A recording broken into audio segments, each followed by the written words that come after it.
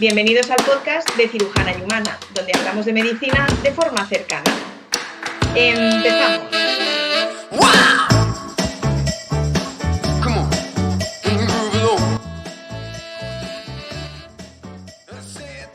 Hoy vamos a hablar de un tema un poco disruptor, porque vamos a hablar de nutrición, de desnutrición, y para eso tenemos dos especialistas, que quiero que se presenten ellas mismas. Hola, ¿qué tal? Mi nombre es Carolina Dassen, soy endocrino, especialista en nutrición y trabajo fundamentalmente en la planta de hospitalización acá en la Fundación Jiménez Díaz. ¿Y tu lado humano, Carolina? Pues mi lado humano, soy una persona que le encanta leer, le encantan los animales, tengo muchas mascotas en mi casa y tengo mis dos hijos y mucha actividad familiar y de mascotas y de hogar. Muy bien, muy interesante. Pues cuando quieras. Hola, ¿qué tal? Yo soy Marta, nutricionista especialista en nutrición clínica, doctorada por la Universidad Autónoma de Madrid. Y bueno, realmente dedico mi actividad a la parte de consultas externas, a la atención de las consultas de los pacientes desnutridos, y también lo combino con parte de la desnutrición hospitalaria aquí en el Hospital Fundación Jiménez Díaz. Y bueno, de mi parte humana, pues ahora muy focalizada en la vida familiar, pero con muchas ganas de retomar la parte de actividad física que disfruto muchísimo y que me encanta ir a la montaña y hacer deporte con la bicicleta y con ganas de retomar esa parte de mi vida que a veces la maternidad nos quita. Pues sí, tenemos todas la misma cuestión, pero yo hasta ahora casi todas las especialistas.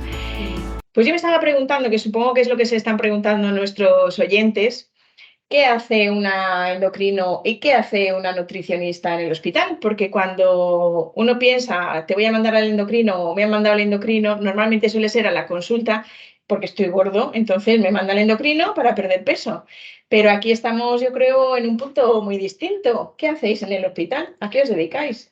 Bueno, dentro de lo que es la actividad hospitalaria, los endocrinos abarcamos dos grandes grupos, digamos, de patología. Uno es lo que es la patología endocrina en sí, sobre todo lo que son los ingresos por descompensación de la diabetes, ajustes de tratamientos y, por supuesto, los pacientes que están intervenidos por algún tumor endocrino, pues los asistimos en lo que es el seguimiento postquirúrgico y luego ajustamos lo que es su seguimiento al alta y en las consultas.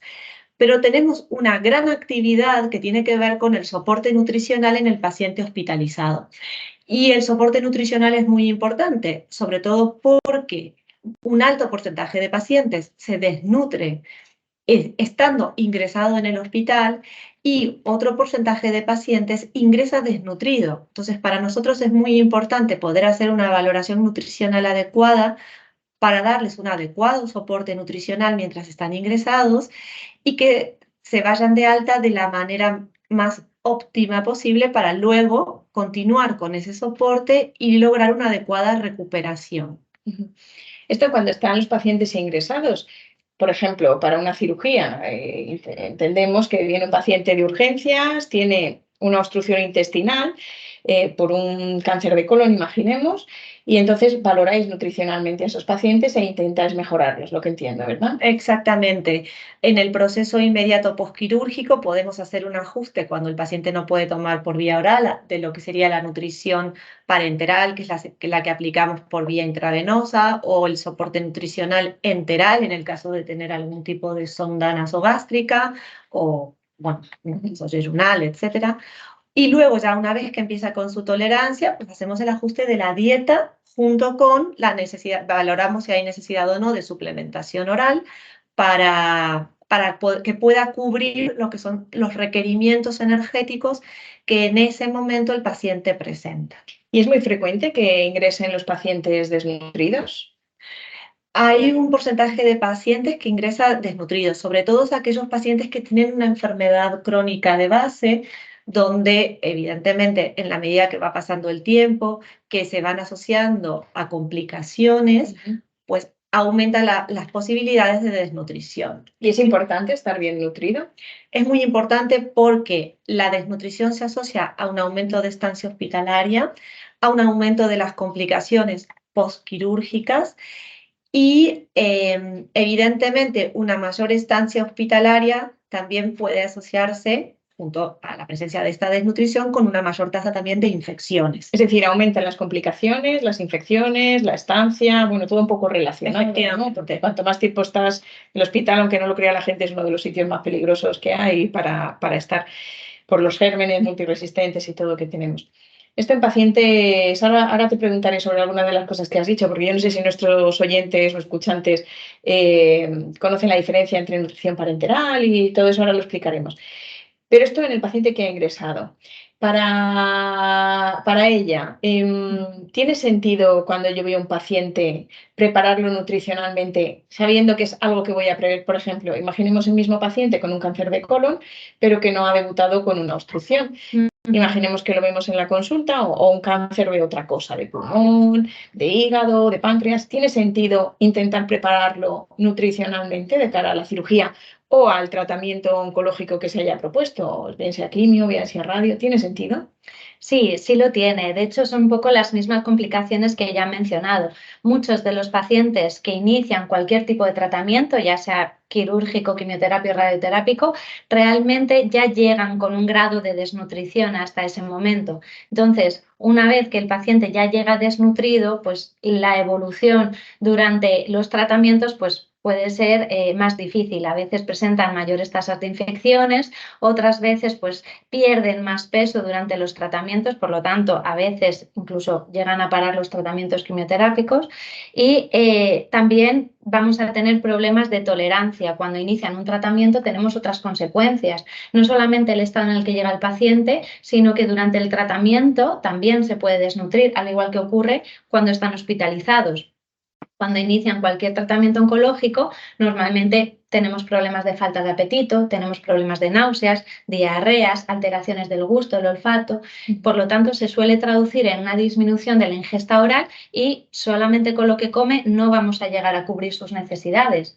Por lo tanto, en este punto lo que se inicia es intentar valorarlos al diagnóstico, que sería lo ideal, antes de que empiece con el tratamiento. Darles ya una prehabilitación, ya empezamos con suplementación oral si es necesario, con pautas para enriquecer la alimentación o simplemente cambiar las texturas o el tipo de fibra que está tomando para darle calidad y que el paciente cuando ya llegue a iniciar el tratamiento ya tenemos más cantidad de antioxidantes, ya tenemos mejor nivel de proteínas, llegan con una masa muscular un poquito más fortalecida si lo acompañamos de ejercicio físico y durante el tratamiento con ese soporte, incluso con suplementos orales si es necesario, pues vamos a conseguir que el paciente mantenga ese estado nutricional durante todo el tratamiento. Y ese es el objetivo, que durante todo ese tratamiento no empeore el paciente y no tengamos problemas de que tengan que parar el tratamiento asociado pues a una grave desnutrición. Hay un punto que es importante y es que muchas veces los pacientes cuando los vemos nos dicen, bueno, pero yo estoy comiendo como comía antes, pero en el contexto de una enfermedad donde hay un estado inflamatorio crónico, muchas veces ese comer como comían antes no es suficiente desde el punto de vista de necesidades energético-proteicas. Entonces, es cierto que la anorexia puede influir en que coman menos, pero en ocasiones, aún comiendo, pueden tener pérdida de peso. Y es una pérdida de peso que es involuntaria y que nos obliga en muchas ocasiones a tener que aumentar ese soporte. Esto es importante, porque mucha gente, y muchos compañeros, incluso ven un paciente, pues estamos hablando ahora en oncológicos, pero también pueden ser no oncológicos que se van a someter a cirugías serias, que eso creo que también es importante que lo destaquemos. Que ven a un paciente que tiene en sí sobrepeso, pero un paciente con sobrepeso puede estar desnutrido, ¿verdad? O es lo que pensamos, no, como este está gordo, pues no va a estar desnutrido.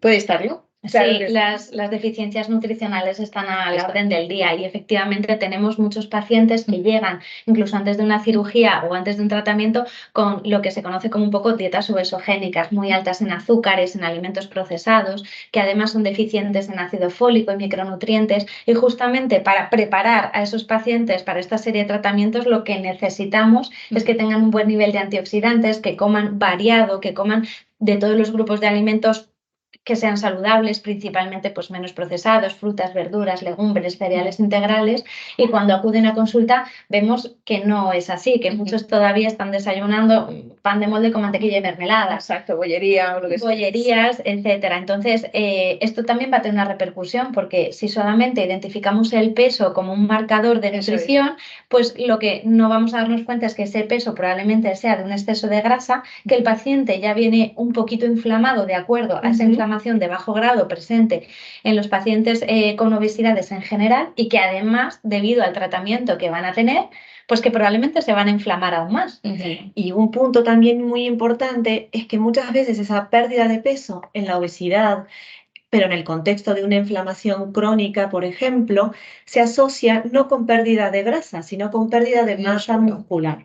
Y ahí aparece lo que sería una obesidad sarcopénica, que en muchos casos se asocia con una desnutrición asociada por la pérdida de peso, y el músculo es nuestro principal órgano protector frente a un estrés metabólico. Entonces, es muy importante la valoración nutricional, porque nosotros no solamente valoramos si hay desnutrición, sino también si existe sarcopenia, pérdida de masa muscular.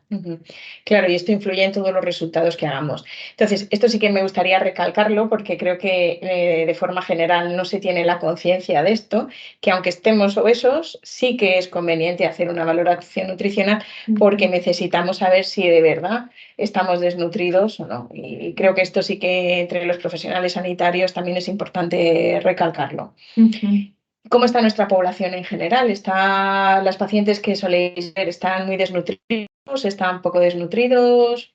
Bueno, hay un estudio que es el estudio PREDICES, que se realizó en pacientes hospitalizados, y la incidencia de desnutrición en el paciente hospitalizado es de un 25%, es decir, que 1 de cada 4 pacientes tiene un riesgo de tener una desnutrición. Es bastante, ¿no? Eso son muchísimos. Eso es muy alto. Y si luego nos fijamos en los pacientes oncológicos, los pacientes son los que tienen una mayor tasa de desnutrición, oncológicos, pacientes ancianos, todo lo que sean poblaciones de riesgo, ¿no es cierto? Y dentro de los pacientes oncológicos dependerá un poco del tipo de tumor, depende del estadio tumoral, evidentemente, pero sí, son los que más incidencia de desnutrición tienen.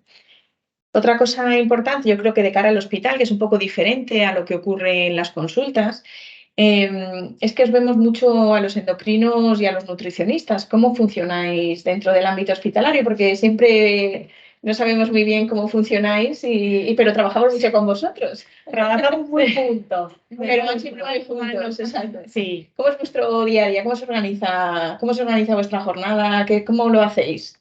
Pues es que trabajamos codo con codo. Realmente, bueno, los nutricionistas endocrinos suele haber 3, más o menos diariamente suele haber 3 endocrinos que revisan toda la planta, y de nutricionistas solemos estar 1, y algún día estamos 2 nutricionistas, mi compañera Cristina Calderón y yo. Y bueno, pues entre las 2 lo principal es, cuando tenemos un nuevo ingreso, sobre todo de pacientes desnutridos, vamos a hacer la primera valoración. En principio vamos a ir, cuando entra una interconsulta, somos nosotras las que vamos a chequear pues principalmente esas medidas antropométricas y ese registro. Eso te iba a preguntar, ¿cómo objetivamos que un paciente está desnutrido? Porque vale, sí, está desnutrido, pero ¿cómo lo objetivamos? Bueno, pues vamos a necesitar no solamente la variable del peso, vamos a tomar una serie de medidas, pues de circunferencia del brazo, de circunferencia apoplática. Vamos a llevar un aparato que es un dinamómetro, que nos va a decir cuánta fuerza tiene el paciente, para identificar si el paciente ya justo cuando nos entra a nosotros ya tiene sarcopenia. También cuantificamos el peso pues como una medida evolutiva a lo largo del ingreso, y también vamos a valorar su ingesta. Vamos a ver si ese paciente ya había perdido previamente peso al ingreso, si no es una desnutrición incipiente, sino que realmente en el último mes, 2 meses, incluso en los 6 meses previos, ya ha tenido una modificación en la ingesta, si es que ha dejado de comer, está vomitando o qué es lo que ha ocurrido. Y con la información que traiga de antes y con la que esté haciendo en el momento del ingreso, vamos a hacer una valoración inicial. Vamos a establecer si ese paciente tiene criterios de desnutrición, pues no solamente por la antropometría, esas medidas, por la ingesta, pero también por los parámetros analíticos. Con todo ello decidimos si el paciente es un riesgo de desnutrición o tiene una desnutrición pues moderada o severa. Y ahí se va a decidir también el abordaje, depende. Pues va a haber pacientes que puedan comer por boca y igual pues vamos a repasar si sus requerimientos nutricionales se ajustan a lo que está comiendo o no es así. Si no es así, vamos a pautar una serie de suplementos, ya sea en formato líquido, en formato pudding, en formato polvo, dependiendo del tipo de paciente. Y si no podemos mantener esa vía oral, pues ya van a ser los endocrinos principalmente los que van a diseñar las nutriciones enterales o parenterales que van a precisar. Y esa pregunta es para ti. ¿Qué diferencia hay para nuestro público en general entre nutrición enteral y nutrición parenteral? Bueno, si el paciente es incapaz de comer por vía oral, pero tiene un tracto digestivo que es funcionante, pues generalmente lo que utilizamos es la nutrición enteral. Es la forma de nutrir a la persona, al individuo, no por vía oral, sino a través de sondas. Unas sondas que pueden llegar al estómago o que pueden ir un poquito más allá del estómago, llegando a duodeno o a yeyuno, y se le administra este soporte nutricional directamente al intestino. ¿Y eso es mejor? Sí, es la vía más fisiológica, mantiene adecuadamente lo que sería el estado de nuestra flora bacteriana, que es muy importante para evitar la traslocación bacteriana y picos febriles o sepsis secundarias a traslocación bacteriana. Y de alguna manera el intestino es muy inteligente y entonces él es el que va a ir regulando esos nutrientes, esa absorción que va a ser adecuada, se van a evitar las hiperglucemias, que son más frecuentes cuando uno coloca lo que sería la glucosa por vía endovenosa. Claro, es más fisiológico, es donde va el alimento normalmente y se absorbe de forma natural. Evita las diarreas, previene las diarreas, sí, claramente es mejor. Hace que las vellosidades no se nos atrofien, los bichitos, como dice mi hijo, del cuerpo están más contentos. Exactamente, menor tasa de infecciones, efectivamente, todo. Sí, eso es más fisiológico, aunque es por una sonda en la nariz. Sí. Una sonda es un tubo de plástico para que la gente lo sepa y además es muy frecuente verlos en el hospital. Sí, hay sondas que son muy finitas y son más cómodas, son especiales para nutrición. Lo que pasa que, bueno, en algunos contextos se necesitan sondas de mayor calibre, pues porque hay que pasar medicación o lo que fuera. Pero cuando es solo por nutrición son sondas de un calibre más fino. Pero también se puede poner la nutrición por vena, que es lo que estabas contando. Exactamente. Que es la parenteral. Nutrición parenteral, donde ahí la podemos hacer en forma complementaria, es decir, complementamos parte de esos requerimientos que tiene el paciente y los pasamos por vena, o lo podemos, que son aquellos pacientes que pueden tomar algo por boca, pero a la vez no terminan de tolerar lo suficiente, o por ejemplo tienen una dieta muy restrictiva, que es una dieta líquida, y bueno, tienen muchas náuseas, o tienen vómitos, o tienen algún tipo de obstrucción que no es total y que estamos empezando a progresar dieta, y bueno, vamos complementando. Y luego es la total cuando el paciente directamente, por el motivo que sea, el aparato digestivo no es funcionante, entonces utilizamos directamente la nutrición por vía endovenosa. Pero intentamos quitarla cuanto antes. Cuanto antes para disminuir al máximo los riesgos y favorecer una rápida recuperación del aparato gastrointestinal. ¿Y cuáles son los riesgos de la nutrición parenteral? El más importante y el más peligroso es la sepsis, porque de alguna manera es una inoculación directa de gérmenes a los vasos sanguíneos, al torrente sanguíneo, y tiene una alta mortalidad. Luego también hay complicaciones metabólicas, como por ejemplo la hiperglucemia, que suban también mucho lo que son los lípidos, los triglicéridos, el aumento de la osmolaridad, bueno, son varias las complicaciones. Esas son de las más frecuentes que tenemos. Entonces, dependiendo de la necesidad y de las complicaciones, vamos ajustando el soporte nutricional. Hay veces que ponemos insulina, inclusive en la nutrición parenteral, para ajustar las hiperglucemias. Claro, porque es azúcar directamente. Exacto. Con otras cosas. Claro. Exacto. Entonces, pues claro, el cuerpo no está acostumbrado a manejar con esos subidones de azúcar, claro, para que la gente no se asuste, pero no significa que después el paciente sea diabético. Una vez que recupera la ingesta, eso nos lo preguntan mucho nuestros pacientes, que en nuestros posoperatorios a veces sí que ponemos nutriciones parenterales y también le ponemos insulina, le ponéis insulina. Exacto, sí. Y nos dicen, ¿pero qué voy a ser diabético? No, mientras estás con la parenteral, esto es porque la gente no lo distingue bien. Sí. Pues sí, pero luego necesitas este soporte de insulina extra. Sí, además hay un estado de estrés postquirúrgico que también se asocia a una mayor resistencia a la insulina. Entonces, la causa de la hiperglucemia es multifactorial en Claro. estas ocasiones. Claro, por eso hay que vigilarlo y por eso, veis, necesitamos a los endocrinos y a los nutricionistas hospitalarios. Otro motivo más. Hablábamos de nutriciones enterales, nutriciones parenterales y de preparar a los pacientes para la cirugía. Es curioso que cuando vienen a la consulta, que uno se va a operar, es cuando, por ejemplo, grandes eventuaciones, que es verdad que no son pacientes oncológicos, es cuando el paciente te dice, pues voy a dejar de comer no sé qué y no sé cuánto.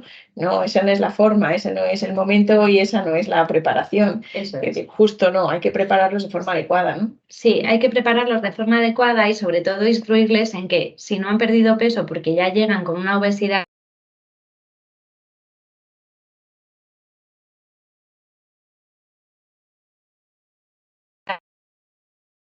y de asegurar que todos los nutrientes necesarios estén presentes por parte de la dieta. En este sentido, a veces, si el paciente tiene muy mala ingesta de alimentos, lógicamente, en el momento en el cual tú quitas aquellos alimentos que te provocan mayor inflamación, ya sea bollería industrial o alimentos precocinados, alguna fluctuación de peso vas a ver, porque claro, disminuyes un poquito la ingesta energética a costa de comer mejor. Entonces, claro, de eso se podemos trata tener, siempre, ¿no? claro, pequeñas fluctuaciones de peso, pero no es una pérdida de peso involuntaria, sino simplemente es por la mejora en la calidad. Y no es lo que se pretende. Se pretende principalmente un mantenimiento del peso, mejora de los hábitos para que lleguen en las mejores condiciones a la cirugía y ya luego el seguimiento postquirúrgico que tengamos, no solamente aquí en el hospital, sino incluso muchas veces al alta. De eso iba a preguntaros ahora. Estábamos hablando en realidad de prehabilitación nutricional, que es una de las 3 ramas que comentamos en el capítulo que hicimos con los rehabilitadores de prehabilitación, que os animo a escuchar si no lo habéis escuchado anteriormente. Estamos con el paciente, lo hemos prehabilitado nutricionalmente, más o menos ¿cuánto tiempo se recomienda antes de operarle? Nosotros somos quirúrgicos, nos centramos mucho en la cirugía.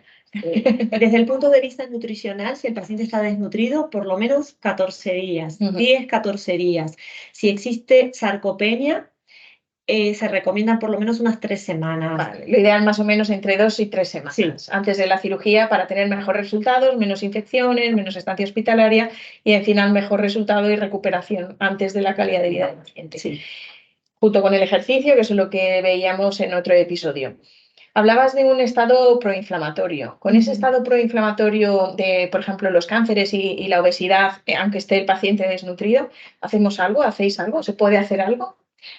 A ver, en principio el estado proinflamatorio depende de la enfermedad, entonces lo más importante es tratar la enfermedad. Nosotros lo que podemos hacer es ajustar los requerimientos energético-proteicos, que los ajustamos un poco a las necesidades dependiendo del tipo de enfermedad que pueda tener ese paciente y de qué tan inflamado pueda estar. Dependiendo del tipo, por ejemplo, de tumor o del tipo de intervención, luego sí que hacemos ajustes, sobre todo a nivel de proteínas. Pero básicamente yo creo que lo más importante es la prevención, es decir, que la población coma bien, esté haciendo ejercicio en forma frecuente, como para que en el momento donde tengamos que intervenir ya exista un estado nutricionalmente óptimo que nos permita a nosotros simplemente mantenerlo. Porque es cierto que en ese momento muchas veces recuperar una situación perdida habiendo mucha inflamación nos es imposible, solo nos podemos limitar a sostener. Pero siempre merece la pena. Siempre, porque está claro que si no sostenemos va a caer abajo. Sí. Eso es. Es importante que siempre merece la pena preparar a los pacientes. Volvemos al hospital, en tu día a día. Has hablado antes de translocaciones bacterianas, de estados preinflamatorios. Además de nutrición, ¿tenéis en cuenta otras cosas? Hablo de probióticos o eso queda un poco al margen de todo esto. Va a Hablo depender, por las tendencias que hay ahora. va a depender mucho de la enfermedad que estemos tratando. Porque, por ejemplo, en un paciente oncohematológico los probióticos no nos los planteamos. Por ejemplo, en una cirugía en la cual podamos tener no sé, una cirugía de colon, donde tenemos un tránsito intestinal incrementado, pues podemos plantearnos fibra soluble, por ejemplo, para mejorar un poquito ese tránsito intestinal. Si hay una translocación bacteriana o hay una disbiosis en las diarreas por estancias en el hospital, sí que ponemos probióticos. Todo va a depender del estado clínico del paciente. Es decir, es muy individualizado. Totalmente. Y por eso es necesario que evaluéis continuamente estos pacientes. Exacto, sí. Es totalmente personalizado, pero que también entra dentro de vuestro armamento. Sí, porque ten en cuenta que en el hospital hay mucho tratamiento antibiótico y además que la flora hospitalaria de por sí es distinta. Totalmente. Entonces un paciente ingresa en el hospital y es muy frecuente que empiece a tener un ritmo intestinal diferente al que tenía habitualmente en casa. Hombre, la flora y el lugar también, que hay gente que se estresa ya solo de estar aquí y que muchas veces son habitaciones compartidas, que no son individuales y quieras que no, pues estás con un extraño y no es lo mismo que estar en tu casa con tu La comida, la comida. es la misma. Exacto. Sí, es muy, muy curioso. Y hemos operado al paciente, por ejemplo, el paciente del colon, que ya que lo hemos cogido de ejemplo, ha necesitado nutrición parenteral, que hemos llevado unos días. Ha llegado un momento en que lo habéis considerado candidato a empezar nutrición enteral o a que coma. ¿Y cómo hacéis la transición? ¿Es algo así brusco? ¿Es progresivo? ¿Cómo lo hacemos? Ahí trabajamos juntas, claramente, porque nosotros empezamos con la nutrición parenteral, pero mientras tanto las nutricionistas van sistemáticamente a ver a los pacientes, a valorarlos. Cuando se empieza a hacer ajustar la dieta, son ellas quienes hacen los registros. Vamos registrando. Hay un momento en el cual nos solapamos porque siguen teniendo parenteral, pero se empieza la dieta oral. Entonces, este es el momento un poco más crítico y que más veces, normalmente las medidas antropométricas se recogen una vez a la semana, pero los registros son varias veces por semana y sobre todo en el momento de transición es cuando a veces una vez al día, a veces cada 2, cada 3, pero ya tenemos un seguimiento más estrecho. Es un momento en el cual empiezan con la parenteral, empiezan con dieta líquida, si dan el ok y podemos establecer tránsito, progresamos y podemos a semilíquida y empezamos a añadir un poquito de proteína para complementar. Si vemos que el paciente con registros rutinarios, el paciente está tolerando de forma adecuada, empieza a tolerar bien, tenemos tránsito, está bastante cómodo, podemos empezar a comentar disminuir el volumen de la nutrición parenteral hasta simplemente quedarnos con dieta oral. Es decir, es progresivo todo. Es progresivo, no lo hacemos bruscamente porque puede ser que en un momento determinado el paciente empiece a vomitar, tengamos que parar por vía oral y tengamos que mantener la parenteral. Entonces va a haber un momento en el cual se van a solapar hasta que por fin el paciente arranca con la vía oral y ya simplemente mantenemos con la dieta y con los suplementos que sean necesarios para asegurarnos los requerimientos, que cubramos las necesidades y que tenga suficiente proteína, evitando esa pérdida de masa muscular de los pacientes ingresados. Sí, los suplementos muchas veces nos ayudan a poder quitar la nutrición parenteral antes, porque en un pequeño volumen aportan los batiditos de estos que conoce la gente. Los batidos aportan proteínas y calorías. Entonces podemos reducir el tiempo de necesidad de nutrición parenteral. Que siempre es más fisiológico tomártelo. Siempre intentamos conseguir la vía oral lo antes posible. Muchas veces los pacientes que están hospitalizados se quejan que no tienen hambre. ¿Hay alguna forma de abrirles el apetito?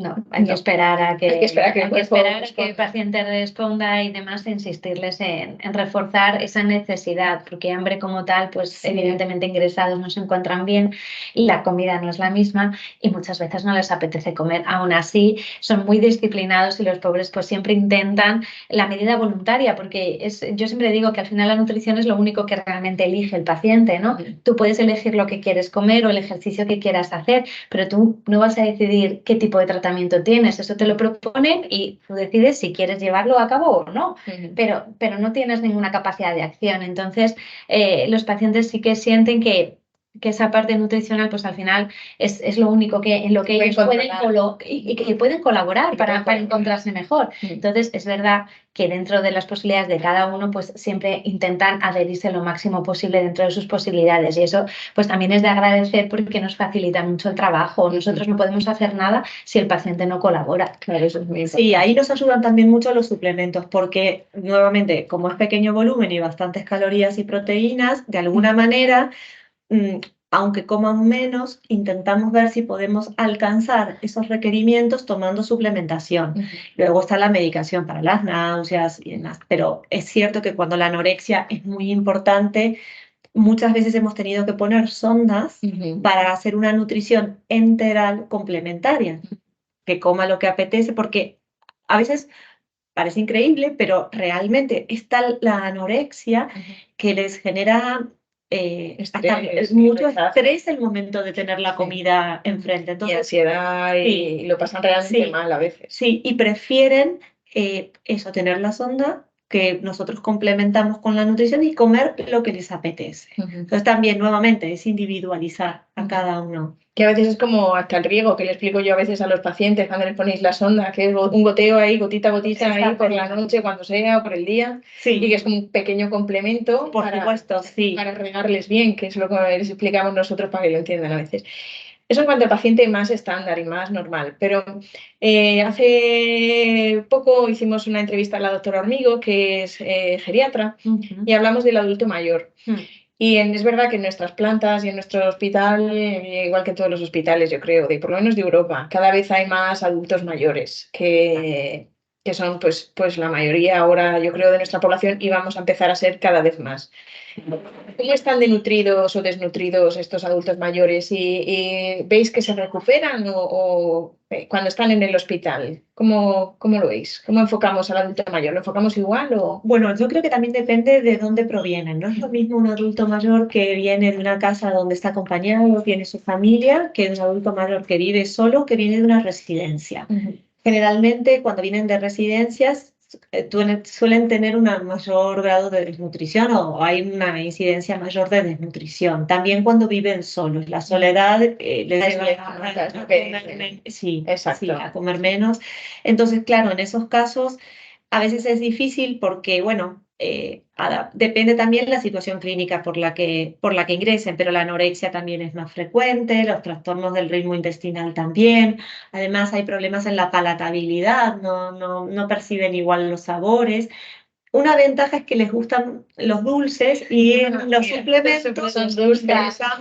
Eso nos queja mucho la gente, que muchos suplementos son dulces, sobre todo los más jóvenes, y acaban aborreciendo el dulce. Pero ahora están sacando algunos que son neutros, incluso neutros, para que lo puedan mezclar con otros alimentos, que es verdad que tienen menos sabor, tienen un poquito que despuntan de dulce, como un poco sabor a leche, pero le resulta bastante fácil a la hora de mezclarlo con otro grupo de alimentos. Claro. Incluso también hay algunos que vienen liofilizados, que vienen en polvo, que los podemos añadir, que también lo podemos echar a la sopa y o a lo que sea. Sí, eso depende, pues ya depende también de la adherencia y porque al final, aunque estén muy logrados, siguen modificando un poco el sabor. Claro. Entonces hay pacientes que los toman sin incidencias y hay otros que les cuesta un poquito más. Y vamos al adulto mayor, que el dulcecillo parece que les gusta. Eso nos ayuda, porque muchas veces lo que podría ser 1 o 2 suplementos, a veces hay determinados adultos, abuelos, que nos piden 3 y 4. A ver, que cuando estamos en el hospital, lo importante es que coman. Pero también que coman algo, no solamente varios suplementos, porque luego tenemos el otro problema, el no quiero comer porque esto es muy cómodo, no me preparo la comida, no mancho cocina, no tengo que comprar,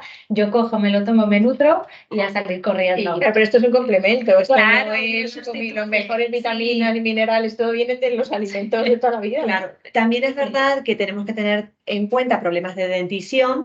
Claro. Y también tenemos que tener en cuenta si existe o no disfagia, que la disfagia es como la sarcopenia, otro gran escondido. Disfagia es dificultad para tragar, para nuestros escuchantes, por si acaso. Es verdad, es verdad. Y claro, en algunos pacientes necesitamos obviamente hacer un screening. En realidad, en la mayoría de los pacientes que son adultos mayores habría que hacer un screening para... En adultos mayores y no tan mayores, porque después de cirugías así serias es frecuente encontrar una disfagia pues, por intubaciones prolongadas, que nosotros lo vemos con relativa frecuencia en gente no tan mayor, o sea que y más en gente mayor, vamos. ¿Y qué problemas puede darnos la disfagia? ¿Y por qué tenemos que cribarla?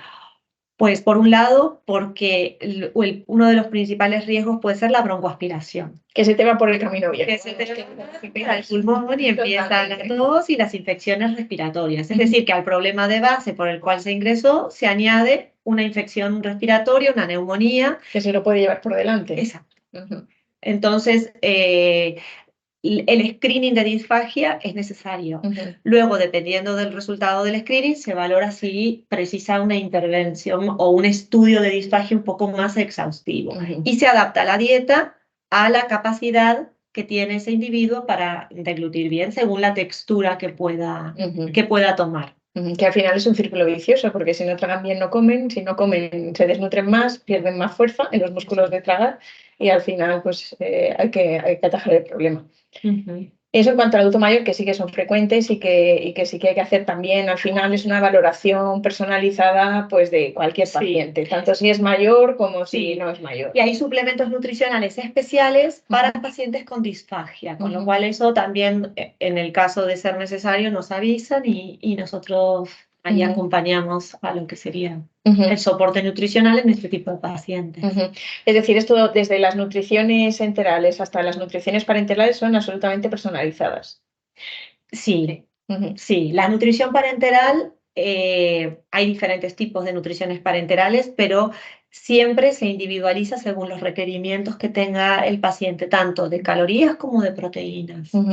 Bueno, luego van a depender otros ajustes que son los de los electrolitos, del sodio, del potasio, pero bueno, ya sería... Claro, pues el paciente no le funciona el riñón o no le ahí hacemos ajustes y con la nutrición enteral pasa lo mismo. Tenemos suplementos especiales para pacientes con diabetes, para pacientes con insuficiencia renal, para pacientes oncológicos. O sea, una amplia variedad que complica más un poquito la cosa, ¿no? Sí.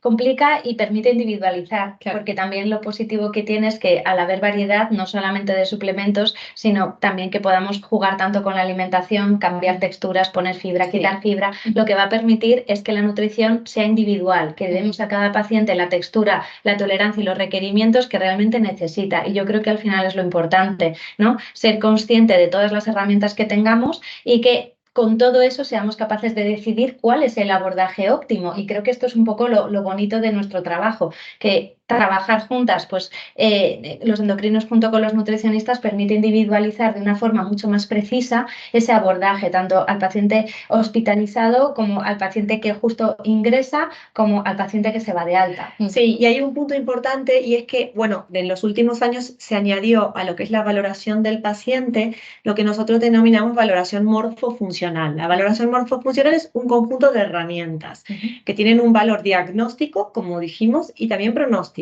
Entonces, no solamente es el peso y la altura, es el peso, la altura, la fuerza, que es la dinamometría, y en casos en los que creemos que es necesario un estudio de composición corporal, como es la bioimpedanciometría, Eso te iba a preguntar. y la ecografía. Nos hemos visto alguna vez con el aparatito por ahí por el hospital, te iba a preguntar por la impedanciometría. Nos es muy útil tanto para hacer el diagnóstico como también para ver en el seguimiento qué respuesta está teniendo al tratamiento nutricional. ¿Y en qué consiste? ¿Qué es lo que mides con eso? Bueno, el estudio de la bioimpedanciometría lo que valora es la composición corporal. Cuánto de mi peso es agua, cuánto es músculo, cuánto es grasa. Y por un lado, en los pacientes, por ejemplo, hospitalizados, pueden estar mucho más hidratados, entonces nosotros podemos tener una idea de ese estado de hiperhidratación. Pero además hay algo muy interesante en la bioimpedanciometría y es que tenemos un parámetro que es el ángulo de fase. El ángulo de fase es un marcador pronóstico en muchas enfermedades. Dependiendo del ángulo de fase que tenga nuestro paciente, qué tan bien puede ir tras una intervención o tras un tratamiento, ¿no? O qué riesgo de complicaciones puede llegar a tener. Y por otro lado, dependiendo del tipo de impedanciómetro, hay otro parámetro que es una medida de masa celular, que también nos está informando dentro de todo lo que es su funcionamiento, esa masa celular, de qué tan buena calidad es. Y a nosotros nos es muy útil también para sacar nuestras conclusiones. Y luego la ecografía muscular nos permite ver la calidad del músculo, porque en la impedanciometría nosotros medimos la cantidad que hay, pero no sabemos qué tan bueno es el músculo. En cambio, en la ecografía podemos ver calidad de músculo y también podemos ver dentro de lo que es el compartimento de la grasa, cuánto es grasa, por ejemplo, subcutánea y cuánto es compartimento graso profundo. Entonces, de esa manera tenemos también una idea de riesgo metabólico. ¿Y qué diferencia hay entre la grasa subcutánea y la grasa profunda? Pues que lo que sería, nosotros en la ecografía valoramos la grasa preperitoneal y esta medida nos permite tener una idea de riesgo metabólico. Es decir, si mi paciente tiene una grasa preperitoneal aumentada, me está hablando de que la grasa visceral es mayor y la grasa visceral se asocia a mayor resistencia a la insulina y por lo tanto mayor riesgo cardiovascular. Entonces, en un ingreso, un paciente con mayor riesgo cardiovascular, pues tiene más riesgo de tener, en el contexto de ese estrés, hiperglucemias, y obviamente en un futuro más riesgo cardiovascular en sí. Y trombosis también. Exactamente, sí. Muy bien, muy interesante. Entonces, con la impedanciometría podemos ver si un paciente, aunque haya ganado peso, imagínate que ha ganado peso, pero a lo mejor luego le hacemos el cachirrito con el que vais y vemos que ese peso a lo mejor es que ha aumentado 3 litros de agua en todo su cuerpo. Entonces, no significa que el peso esté mejor, sino incluso está peor y ha perdido músculo. Y entonces es una herramienta muy útil, pero no siempre la hacéis. No, porque... Lo hemos visto mucho en los pacientes de reanimación, lo hemos visto en cuidados intensivos, vamos, en reanimación. En REA y demás lo utilizamos sobre todo pues, para el diseño de las parenterales, para no pasarnos tampoco de sobrehidratación.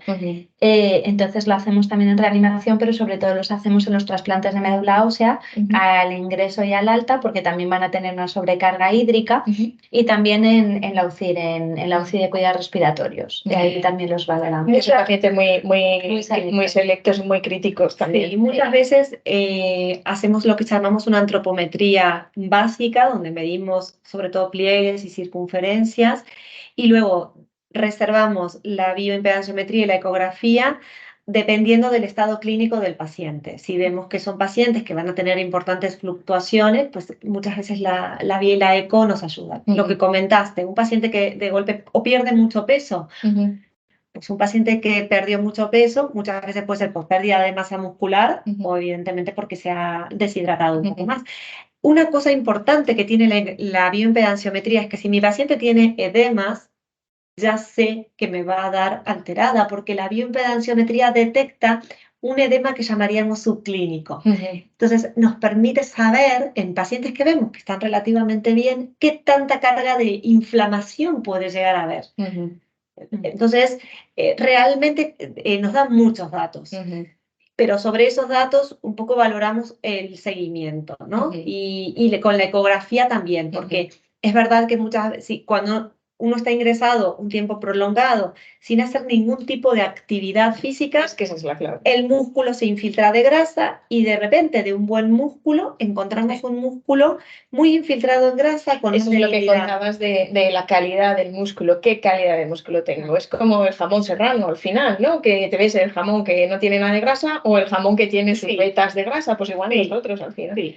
Tenemos jamoncillo serrano también. Por eso, cuando en los pacientes que están ingresados, muchas veces solicitamos la interconsulta del servicio de rehabilitación. Y aunque estén malitos, les pedimos que hagan algo de ejercicio. Que se levanten, que se muevan, es fundamental. Ahí coinciden los rehabilitadores que en el programa que vimos que se tienen que mover. Que si te puedes mover menos, pero moverte te tienes que mover. Que hay gente que se deja en la cama y no se levanta. Parece que estar en el hospital es estar metido en la cama y tapado hasta arriba y es todo lo contrario. Si quieres salir del hospital tienes que moverte. Que además es que es medible con las ecografías. Y con la dinamometría. Porque la dinamometría nos avisa aún antes de la ecografía que también está ese músculo. Yo siempre digo que es nuestro escudo protector. A ningún espartano se le ocurriría ir a las Termópilas con un cartón de escudo, ¿no es cierto? Totalmente. Pues esto es lo mismo. Cuanto más gordo sea mi escudo protector, mejor voy a responder a ese estado inflamatorio y a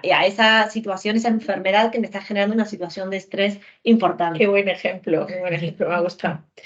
Eso a nivel hospitalario, y hemos visto que se pueden hacer muchas cosas, podemos medir muchas cosas y siempre personalizando, que es la clave de nuestra atención, yo creo, hoy en día ya para todo. Hemos cogido a un paciente cualquiera, sea oncológico, no sea oncológico o incluso un adulto mayor, y hemos hecho un poco puesta a punto en el hospital durante el ingreso. ¿Y qué pasa después? Pues seguimiento al alta. Es decir, sí que los citáis al alta a los que lo necesitan. A los que los necesitan tenemos que darle continuidad. No podemos hacer una intervención, mandarle a su casa y ya está, sino que realmente cuando se van a ir de alta, pues lo que vamos a hacer es entregar recomendaciones, repasamos qué es lo que tienen que comer, repasamos las ingestas, si necesitan o no los suplementos orales de cara al alta y más o menos aproximadamente, dependiendo del paciente, en torno al mes, se hace un seguimiento telefónico que nos permite pues, chequear si el paciente se encuentra mejor, si está comiendo mejor, si se está moviendo, si no se mueve, si se ha pesado. Hacemos esa pequeña valoración y en función de la patología de base, en función también del plan. No todos los pacientes van a necesitar un seguimiento postquirúrgico más largo. Algunos es posible que al mes pues, no necesiten más y les demos de alta. Pero va a haber otros que no, va a haber otros pues, que de acuerdo a su diagnóstico pues, es posible que tengan otros tratamientos y requieran una intervención. Pues eso los volvemos a citar, pues si al mes les hemos visto telefónica, pues al mes y medio, 2 meses, pues les citamos en consultas. Y algunos en concreto les volvemos a repetir incluso la valoración morfofuncional a los 3 meses del alta hospitalaria. A ver si ha cambiado o ha mejorado. No lo hacemos en todos, pero es verdad que hay algunos colectivos de pacientes pues, que sí que intentamos mantener ese seguimiento para que nosotros también podamos ver cómo de efectiva ha sido esa intervención nutricional durante la hospitalización, pero también durante el alta. Y establecéis unas recomendaciones y en general la gente las cumple, ¿no? Porque nosotros recomendamos muchas cosas, pero luego... Hombre, evidentemente al principio del seguimiento todos están muy asustados y todos lo hacen como muy a rajatabla, pero según se va posponiendo el seguimiento, dependiendo del paciente, sí que podemos ver como esa pérdida de adherencia. Ya no como bien, ya como lo que me apetece, pero no lo que me corresponde. Entonces ya empezamos pues a ver ese pequeño abandono, si se permite la expresión, ¿no? Al principio insistimos mucho en que coman de una determinada forma, con más calidad, etcétera, y según va pasando el tiempo, pues el paciente ha sido sometido a un estrés muy grande, a veces les provoca mucha ansiedad por la comida y muchas personas cuando sienten esa ansiedad por la comida lo canalizan en forma de dulces. Tenemos esa pequeña ingesta hedónica. Si lo toleran bien, pues claro, lo consumen y ya es como, he pasado la parte mala, pues ahora ya me puedo descuidar y no debemos olvidar que hay muchos pacientes que son crónicos, que su seguimiento no termina porque estén hospitalizados, sino que probablemente después, dependiendo del colectivo, pues tengan otra serie de tratamientos o seguimientos y que si en algún momento vuelven a tener otra infección, otro ingreso de cualquier tipo, acordémonos del y la rehabilitación vuelve a pasar lo mismo. Cuanto mejor sea nuestro escudo, ahora que lo hemos aprendido, claro, pues mejor porque no sabemos qué nos va a pasar. Exacto. Al final la hospitalización es un pequeño capítulo en un libro que va a tener ese paciente vital y puede ser necesarias más hospitalizaciones y siempre tenemos que estar preparados. Y que cuanto mejor cuidados estemos, pues menos vamos a venir al hospital. Nos vamos a venir. Y si tenemos que venir, pues es probable que nos vayamos antes a casa. Entonces, creo que sí que hay una pequeña pérdida de esa adherencia de la calidad, no tanto de la cantidad, que muchas veces cubrimos necesidades, pero se nos olvida que no solamente es la ingesta energética y proteica, sino el que comemos, cómo nos nutrimos, va a tener un impacto directo en nuestro estado de salud. Totalmente. Y ahora en Navidades, ¿qué me decís? Ahora en Navidades... Se complica un poquito más. Yo quiero destacar que cuando el paciente se va de alta, todavía hay un periodo post-alta donde la pérdida de masa muscular continúa y la recuperación del estado nutricional se puede hacer muy difícil. De hecho, hay determinados pacientes, como por ejemplo los pacientes sometidos a trasplantes de progenitores hematopoyéticos, que al año de haberse hecho el trasplante aún continúan desnutridos. Entonces, eso de que me dan el alta y ya estoy bien, es un poco relativo. El cuerpo continúa en un proceso de recuperación, de reparación y es necesario mantener los hábitos. Si pudiera ser de por vida, fenomenal, porque en definitiva está todo hecho para que estemos mejor y nos mantengamos mejor. Pero como mínimo se necesita un tiempo, por lo menos de 2 meses más, post-alta, de ser muy conscientes y muy responsables a la hora de valorar lo que es nuestras ingestas y a la actividad física. Me gusta mucho que hayas dicho eso porque nosotros lo vemos con nuestros pacientes que operamos de cáncer de páncreas, que te llegan a la consulta pues al mes y te dicen, es que no engordo, no cojo peso, y como, y de verdad que como, y ya, pero es que tu proceso de estrés todavía no ha terminado. Al año es cuando nos empezamos a verte como persona otra vez de normal, que te encuentres tú físicamente, pues como estabas, pero que es un proceso lento Totalmente. y que a veces la gente se nos desespera. O sea, que me gusta mucho que hayas remarcado esto, porque la gente piensa que salir del hospital y ya voy a comer 3 días en casa y ya, no funcionamos así. Y más si se toca el aparato digestivo. Eso es. Para que se adapta y se recupera, lleva su tiempo. No sé si se nos queda algo en el tintero o alguna cosa que queramos añadir. Pues yo creo que lo más importante que es la educación nutricional, la actividad física, es sobre todo lo que queremos destacar y sobre todo en comer sano, cuidarse cuando uno está sano. Uno se tiene que preparar para la enfermedad. El momento de prepararnos no es cuando estamos enfermos, es antes. Eso es un mensaje muy bueno. Y a lo mejor no nos enfermamos si nos cuidamos antes, ¿no? Exactamente, exactamente. El truco es prepararse cuando uno está bien, por si acaso llega, que a lo mejor no llega. Exacto. Pues con estas palabras yo creo que nos despedimos. Muchas gracias a las dos por haber venido hoy a nuestro podcast. Hemos aprendido mucho, nos han quedado cosas muy claras y vamos a comer bien, aunque vengan las Navidades, ¿verdad? Totalmente. Hombre, uno se puede permitir algunos gustitos. Cuando uno hace las cosas bien, los gustos son totalmente normales y aceptables. El problema es cuando venimos transgrediendo durante un año entero y viene la Navidad. Totalmente. El problema es cuando confundimos un consumo esporádico con un consumo habitual. Exacto. Entonces, realmente, si somos estrictos, las Navidades son 4 o 5 días, ¿no? Que en esos días, pues si hay alguna transgresión, pues bueno, vale, pues podemos asumirla. El problema es cuando tenemos pacientes pues que desde noviembre han comprado una caja de 2 kilos de polvorones y pero además te va a caer eso antes en los supermercados. Claro, que vas en septiembre y polvorones, digo, ¿pero qué está pasando? Exacto, entonces es un poco el problema, que muchas veces que analizamos como, bueno, es uno, no pasa nada, es uno, no pasa nada. Y realmente cuando hacemos los registros dietéticos vemos pacientes consumiendo un montón de bollería 3 veces por semana y hasta que no les preguntas, ¿cuántas veces por semana comes verdura? Y lo has pensado. Y es que creo que la gente ni siquiera es consciente. Y cuando empiezan a ver lo que nosotros le apuntamos, se quedan así pensando y dicen, pues he comido. Pues es verdad pero que es sí que que es más. Se come de forma inconsciente y hasta que no llevas tu registro de decir, vale, he desayunado esto, he comido esto, y lo ves, dices, ostras, pues he comido fatal, porque mira que uno de los grandes problemas que tenemos con la alimentación, evidentemente, es la falta de tiempo. También tenemos una industria de marketing muy importante de comidas muy poco saludables, pero también tenemos una población que no planifica lo que come. Come lo que le apetece. Tenemos una ingesta como muy canalizada, que toda la ingesta debe ser de placer. Yo como porque me apetece, como porque me gusta, voy a celebrar mi cumpleaños porque esto es maravilloso. Y creo que a veces les tenemos que explicar a los pacientes que a veces comes lo que te apetece porque es tu cumpleaños y es maravilloso. Pero otras veces comes lo que te toca.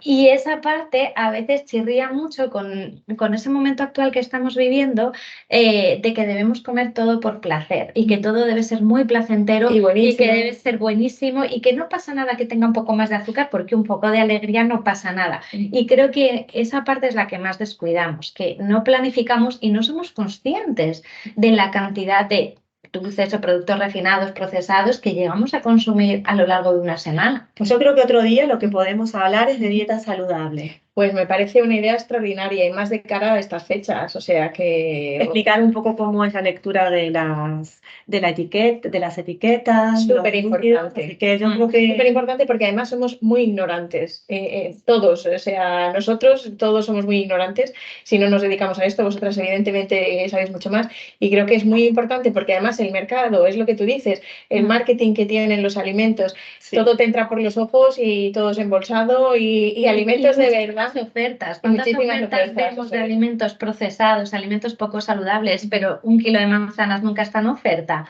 ¿no? O sea, al final yo voy al supermercado y tengo 3x2 en patatas fritas, pero nunca voy a tener 3 kilos de manzanas por 2. Eso no lo vamos a encontrar, ¿verdad? Entonces ya, si empiezas a sospechar y empiezas a mirar todas las ofertas, te darás cuenta que el 80 al 90%, por no decir un porcentaje bastante más alto, pues son alimentos procesados. Y claro, si alguien no tiene esa oportunidad de recibir una educación alimentaria, Pues claro, ve eso y dice, bueno, pero es que con esto me lleno, pero con 1 kilo de manzanas no. Entonces existen muchos más factores en los cuales vamos a desencadenar que los pacientes lleguen más desnutridos. Porque comer un kilo, una manzana no vende, comerte un bollicao sí vende. Exacto. Es que es lo que toca.